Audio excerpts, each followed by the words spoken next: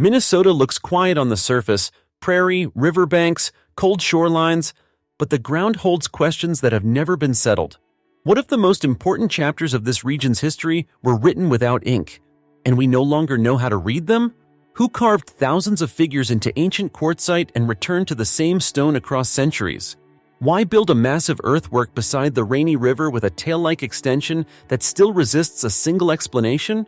And why cut symbols at Lake Superior's waterline, where the lake can hide them for most of the year? If these mysteries are real, what knowledge vanished with the people who understood them?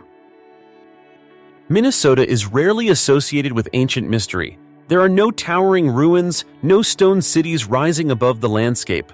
What exists instead is subtler and far more difficult to interpret. The evidence here lies close to the ground, carved into bedrock, shaped from soil, or embedded in shorelines that shift with the seasons. These are traces that survived not because they were monumental, but because they were overlooked. The cultures that lived in this region for thousands of years did not record their knowledge in permanent texts. Meaning was carried through oral tradition, ritual practice, repeated movement across the land, and symbols understood within a living community. When those communities changed, migrated, or disappeared, the physical traces remained, but the instructions for reading them did not.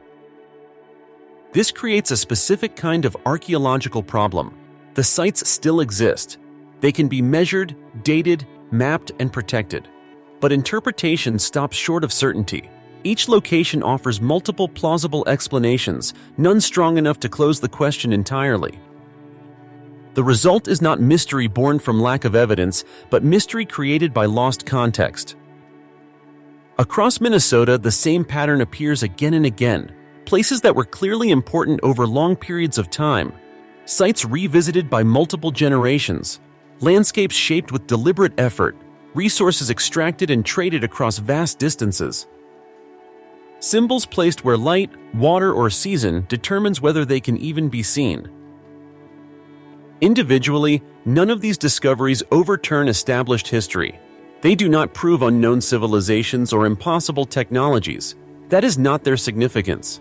Their importance lies in what they collectively suggest, that human societies here were observant, organized, spiritually complex, and deeply connected to their environment, yet left behind systems of meaning that were fragile. Stone can endure for millions of years.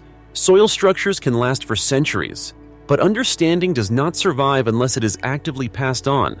When that chain breaks, what remains is evidence without explanation. The 10 sites in this story share that condition. They are not abandoned ruins. They are not hidden myths. They are places where archaeology reaches its limits, not because science has failed, but because history itself is incomplete. What follows is not an attempt to solve these mysteries. It is an examination of where certainty ends and why. The first of these places begins with a single stretch of ancient rock, marked again and again by hands that return to it for reasons we can no longer fully recover. 1. Jeffers petroglyphs, a stone record written across centuries. At first glance, the site appears unremarkable. A broad, flat surface of exposed stone rises gently from the prairie in southwestern Minnesota. There are no walls, no markers visible from a distance, nothing that signals importance. But when light moves low across the rock, the surface changes. Shapes emerge slowly. Animals, weapons, human figures, abstract lines, carved directly into the stone. Jeffers petroglyphs contains thousands of individual carvings etched into Sioux quartzite, a rock formed nearly 2 billion years ago. The carvings themselves are far younger but still ancient. Archaeological evidence suggests they were created over a span of more than 2,000 years, possibly longer. This is not the work of a single group, a single moment, or a single purpose. That long span is the site's defining feature. The carvings were added generation after generation. New symbols appear beside older ones.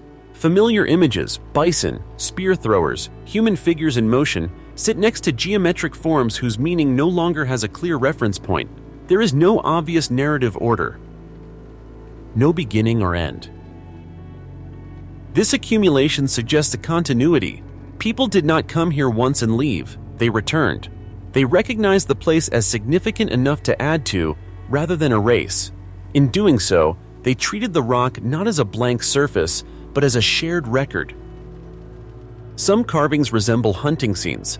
Others appear tied to ceremony or belief, including figures often associated with sky or thunder symbolism in Plains cultures. A smaller number of markings have been interpreted as possible astronomical references, shaped by careful observation of seasonal light and shadow. None of these interpretations can be confirmed with certainty. They remain grounded but incomplete. What is clear is that the site was not casual. Carving quartzite requires effort, planning, and intent. Each mark represents time spent in one place, shaping meaning into stone. The choice to do this repeatedly, across centuries, implies that Jeffers petroglyphs functioned as more than a canvas. It was a location where memory was preserved physically, even as its explanations remained oral. Today, the carvings survive, but the system that explained them does not. We can document their form, their distribution, and their age. We can compare motifs and study wear patterns, but we cannot fully reconstruct how ancient visitors understood what they were seeing, or why certain symbols mattered more than others. Jeffers petroglyphs stands as evidence of sustained cultural attention. It does not tell us exactly what was believed here. It shows something quieter and more difficult to replace. A place where meaning was once shared so completely that it never needed to be written down. 2. Grand Mound, an earthwork that refuses a single purpose. Along the Rainy River in northern Minnesota, the landscape appears calm and unassuming. Forest, water, low ground, shaped by slow seasonal change. Within this setting lies the Grand Mound, a massive earthwork that does not dominate the horizon, yet carries a weight that is immediately felt when seen up close. The mound stretches roughly 140 feet in length and rises gradually from the surrounding terrain. It is not steep or dramatic. Its scale reveals itself only through time and proximity. Archaeological evidence places its construction more than 2,000 years ago, attributed to the Laurel culture, a woodland period society that left few enduring records beyond stone tools, pottery fragments, and earthworks like this one. That scarcity of material context is central to the mystery. The Grand Mound was clearly built with intention. Moving and shaping this volume of earth required coordinated labor, planning, and a shared reason strong enough to justify sustained effort. Yet the site offers no written explanation, no surviving oral account directly tied to its builders, and no layout that resolves into a single accepted function. Burials have been identified within the mound, but most researchers agree it was not simply a cemetery. Its scale exceeds what would be necessary for that purpose alone. The surrounding area once contained additional mounds, arranged without an obvious geometric pattern, suggesting the site operated as a complex rather than an isolated structure. One feature draws particular attention: a long, narrow extension projecting from the main body of the mound toward the river. From some angles, it resembles the body of a serpent. From others, it appears closer to a raised pathway or ceremonial approach. Some interpretations see symbolic meaning. Others argue it may reflect natural landforms deliberately enhanced by human hands. No explanation accounts for every detail. Astronomical alignment has been proposed, as has seasonal gathering, ritual procession, or social ceremony. The mound does show signs of intentional orientation, but nothing precise enough to confirm a specific calendar or celestial event. As with many woodland earthworks, the evidence supports possibility rather than conclusion. Today, the Grand Mound is protected. Direct access is restricted out of respect for its cultural significance and the burials it contains. Standing nearby, the impression is not of abandonment but of dormancy. The mound does not feel forgotten. It feels unresolved. The Grand Mound reminds us that complexity does not always announce itself through architecture. Sometimes it is expressed through restraint, through forms that resist interpretation because their meaning was once shared and no longer is. 3. Knife River Flint Quarries, the trade network without a map. At first, the Knife River Flint Quarries do not look like a center of power. There are no deep shafts, no stone walls, no permanent structures rising from the ground. Instead, the prairie surface is marked by shallow depressions and scattered fragments of dark stone, quiet traces of activity that once shaped life across an entire continent. Knife River flint is distinctive. Dark, fine-grained, and unusually predictable when struck, it can be worked into sharp, reliable tools.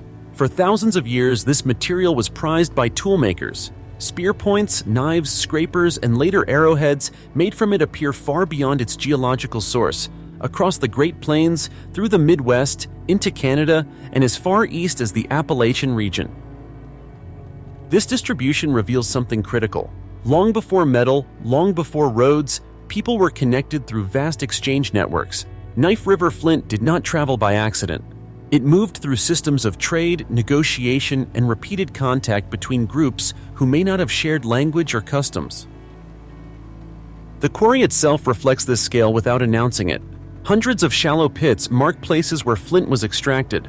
Surrounding them are dense scatters of waste flakes, evidence of tool production on site. Some areas show signs of repeated use over centuries. Others suggest specialization, where raw stone was shaped into finished or semi-finished tools before being carried away. What remains unclear is how access was organized. There is no evidence of fortification, ownership markers, or permanent settlement controlling the quarry. Was it governed by a single group? Was it neutral ground, respected by many? Did families return generation after generation, or was access negotiated anew each time? Archaeology can document the volume of material moved and the skill involved in its production. It can track changes in tool style over time, showing how the same stone adapted to new hunting strategies and technologies. What it cannot fully recover is the social system that kept the quarry active for so long. Most ancient quarries eventually lose importance. Materials change, routes shift, demand fades. Knife River flint did not. Its value endured across cultures and centuries, suggesting that it was more than a practical resource. Some researchers have proposed symbolic or ceremonial importance, noting its frequent presence in burial contexts. Today, the site feels quiet. Grass covers the pits. Wind moves steadily across the open land. But beneath that calm lies evidence of sustained coordination and trust on a continental scale. The Knife River flint quarries represent a kind of infrastructure that leaves no monuments, only connections preserved in stone. 4. Lake Superior hidden water glyphs. Along the rocky shores of Lake Superior, there are places where stone meets water in a narrow, shifting boundary. The lake rises and falls with the seasons. Waves grind against basalt ledges. Ice expands and fractures rock each winter. It is an environment defined by erosion, not preservation. And yet, it is here that some of Minnesota's most elusive carvings appear. These markings, often called water glyphs, are etched directly into stone at or near the waterline. Many are submerged for much of the year. Others are visible only when the lake level drops or when sunlight strikes the rock at a precise angle. Lines, grooves, spirals, simplified figures, and channel-like forms emerge briefly, then disappear again beneath the surface. Dating these carvings is extremely difficult. Constant wave action erodes the stone. Shorelines shift. Context is repeatedly disturbed. What can be said with confidence is limited. The markings are deliberate, not random fractures, and some resemble rock art traditions found elsewhere around the Lake Superior Basin. Their placement is the central mystery. Why carve symbols in locations where they are so easily obscured? One explanation is practical, that these marks served as guides, indicating canoe routes, safe landings, or seasonal pathways across the lake. Lake Superior has long functioned as a transportation corridor, and simple visual markers could have carried real value. Another interpretation is ceremonial. In many indigenous traditions, water is not just a resource but a boundary between states of being. Placing symbols where water repeatedly reveals and conceals them may have been intentional. The act of appearing and vanishing could itself carry meaning, tied to cycles, offerings, or spiritual thresholds. Not all glyphs fit neatly into either explanation. Some shapes do not match known regional motifs. Others appear sharper than expected, raising questions about whether they were refreshed or reworked by later generations. Without continuous documentation, it is impossible to separate original carvings from possible additions. Today, these glyphs remain largely undocumented in public detail. Revealing exact locations risks damage, whether from curiosity or unintentional harm. Preservation depends as much on restraint as on research. As a result, the glyphs exist in a state of partial visibility, known but not fully shared. Standing along the shoreline, the effect is subtle. There is no sense of monument, no clear message announces itself. Instead, the lake itself becomes part of the record, deciding when the markings may be seen. These carvings do not demand attention. They wait for it. The water glyphs of Lake Superior challenge a basic assumption of archaeology, that meaning is meant to endure. Here, meaning may have been designed to move in and out of reach, shaped as much by water as by stone. 5. Pipestone National Monument, Sacred Stone and the Question of Shared Ground. In southwestern Minnesota, the land breaks open to reveal a vein of soft red stone unlike any other in the region. Known as catlinite or pipestone, this material has been quarried for centuries to create ceremonial pipes used in prayer, diplomacy, and ritual. The quarry is not simply a resource, it is a place set apart. For many indigenous nations, pipestone was considered sacred long before modern boundaries existed. Oral traditions describe it as neutral ground, a location where different groups could gather, extract stone, and depart without conflict. That idea alone suggests a powerful shared agreement, maintained without written law, fortification, or permanent oversight. The stone itself explains part of its value. Catlinite is soft enough to carve, yet durable once shaped. Pipes made from it were not everyday tools. They were carried, exchanged, and used in moments of consequence, councils, treaties, ceremonies marking life, death, and transition. Objects created here traveled far beyond Minnesota, carrying meaning that extended well beyond the quarry. What complicates the story are the markings and features found in and around the site. Some carvings and stone arrangements do not fit neatly into known artistic traditions. Others appear symbolic rather than practical. Because the quarry was used repeatedly over long periods, separating one cultural layer from another is difficult. Later activity may have overwritten or repurposed earlier meaning. There is also the question of boundaries. If this was truly neutral ground, how was that neutrality enforced? There are no defensive structures, no clear territorial markers, no evidence of centralized control. And yet, the quarry remained accessible across generations.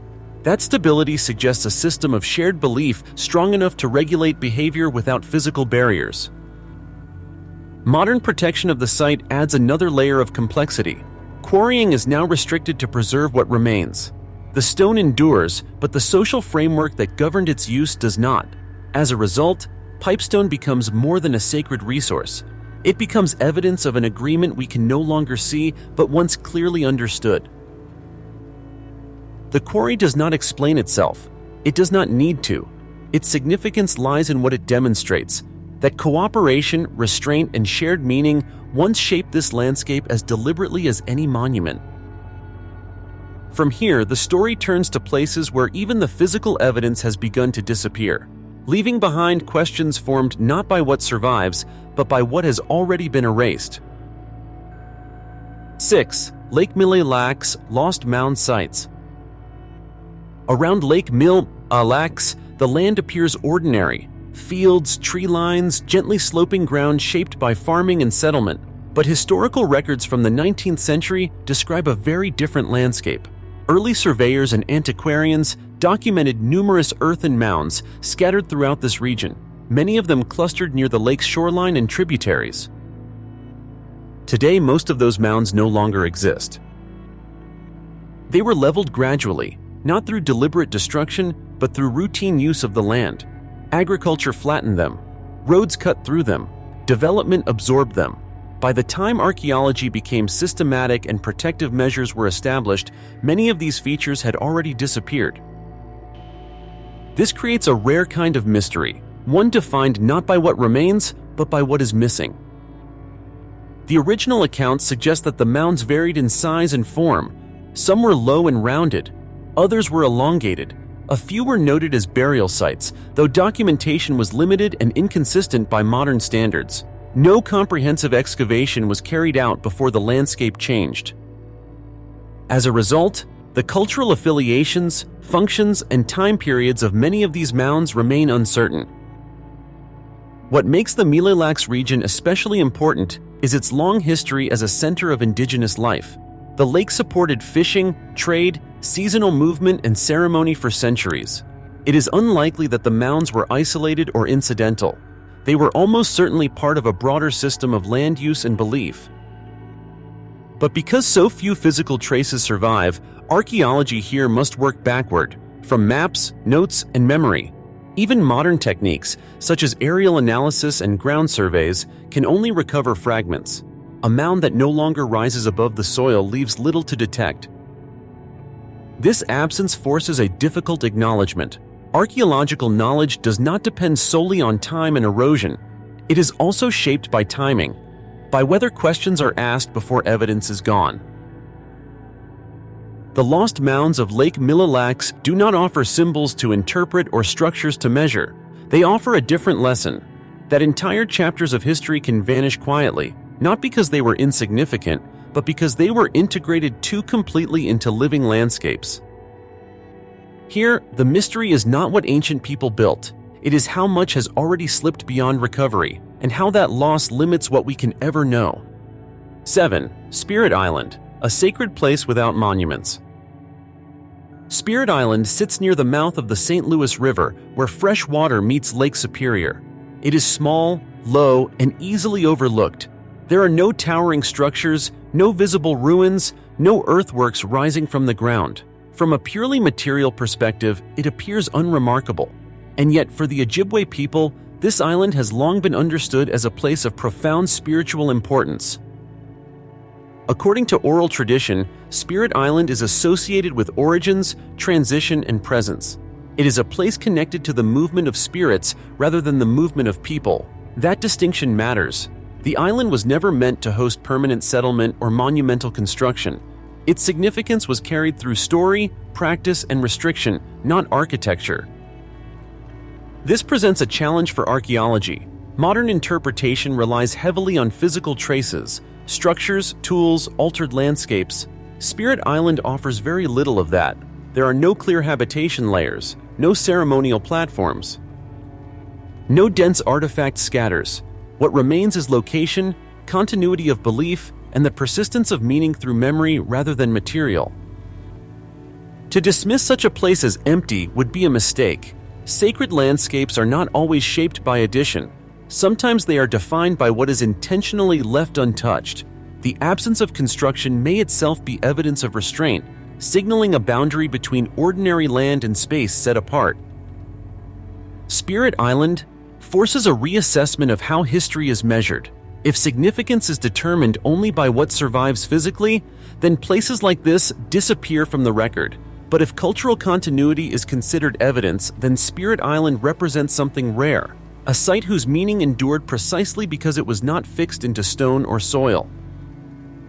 The island's story has survived through people, not through objects, and that survival highlights a limitation in historical reconstruction. Not all important places were designed to leave traces that last. Some were meant to remain quiet, known only to those who understood their role. Spirit Island stands as a reminder that history is not always written into the land.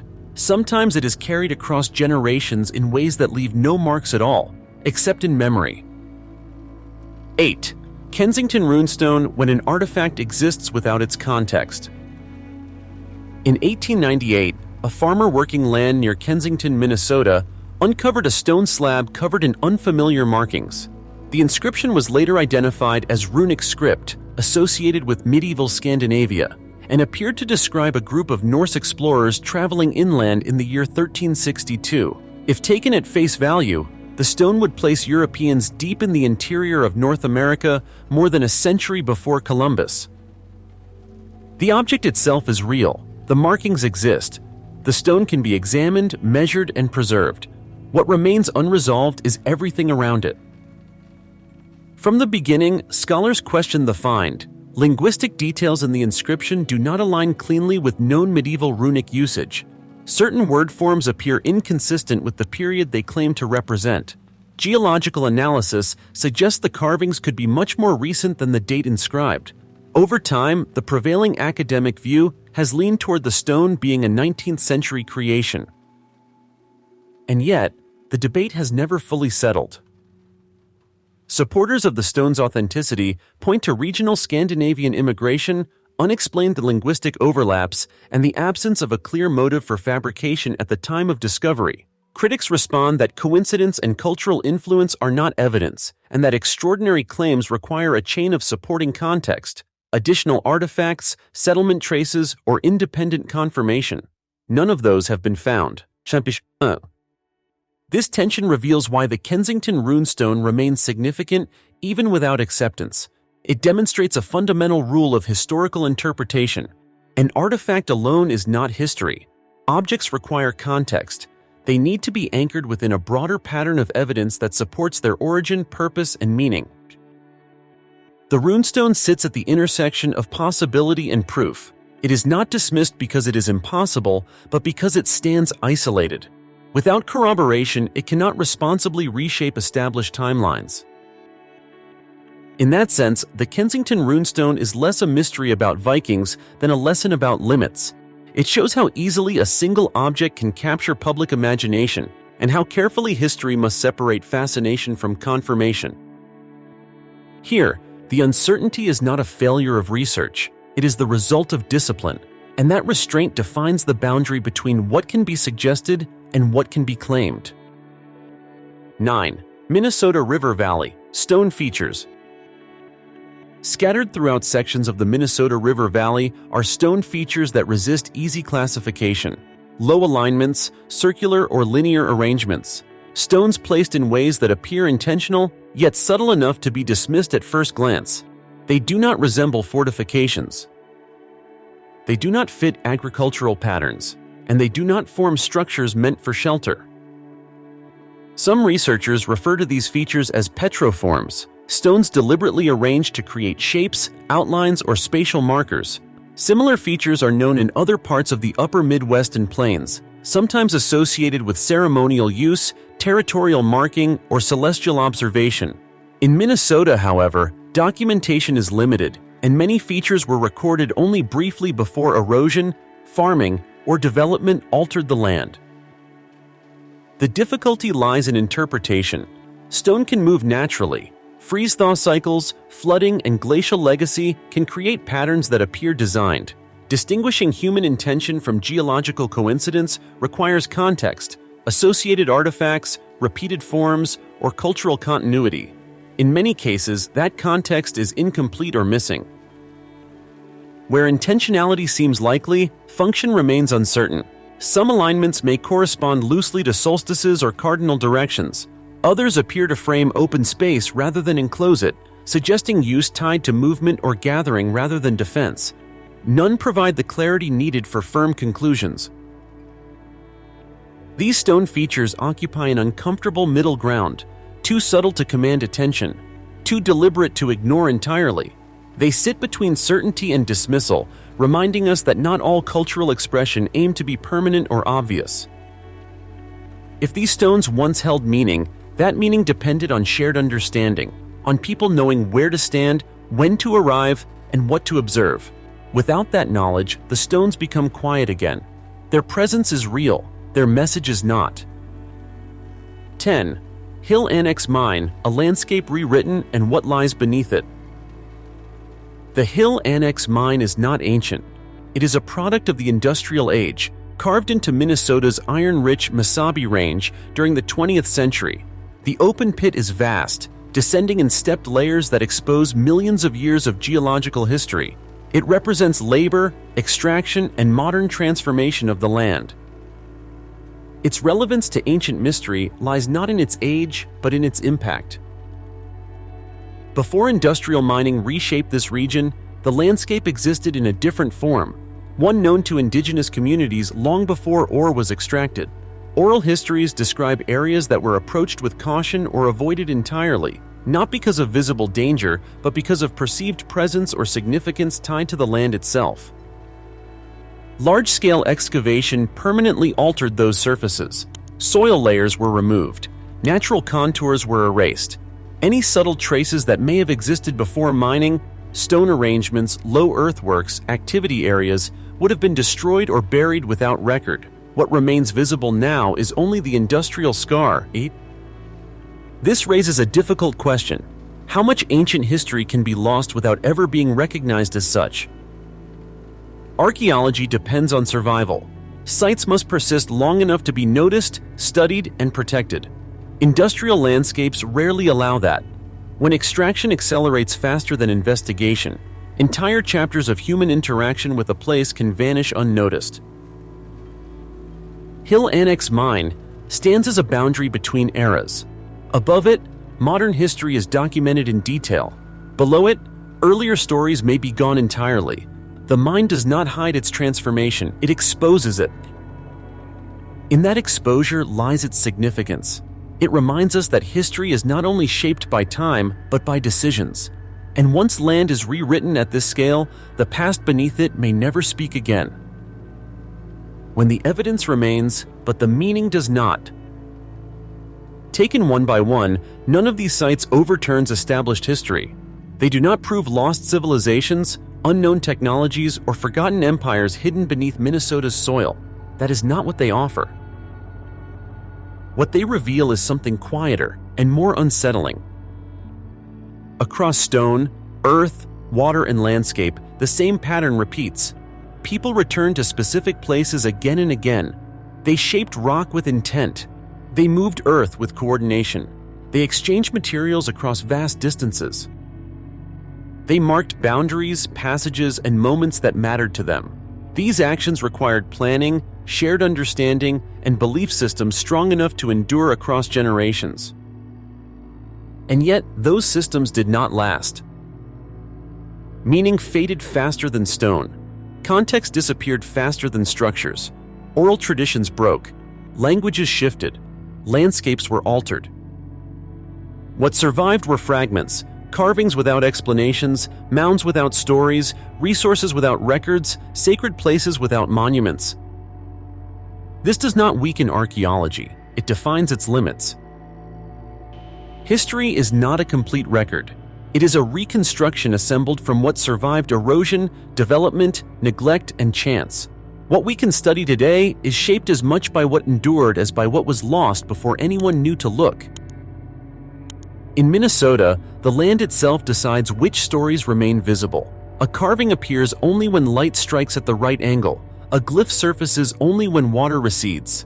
A mound vanishes once farming flattens it. A sacred place leaves no trace at all.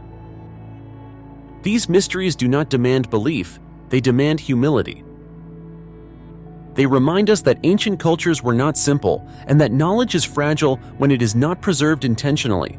And they leave us with a final question, one that reaches beyond Minnesota itself. If so much meaning can disappear while the evidence remains, what will the future make of us once our own context is gone? The stones may last, but understanding is never guaranteed.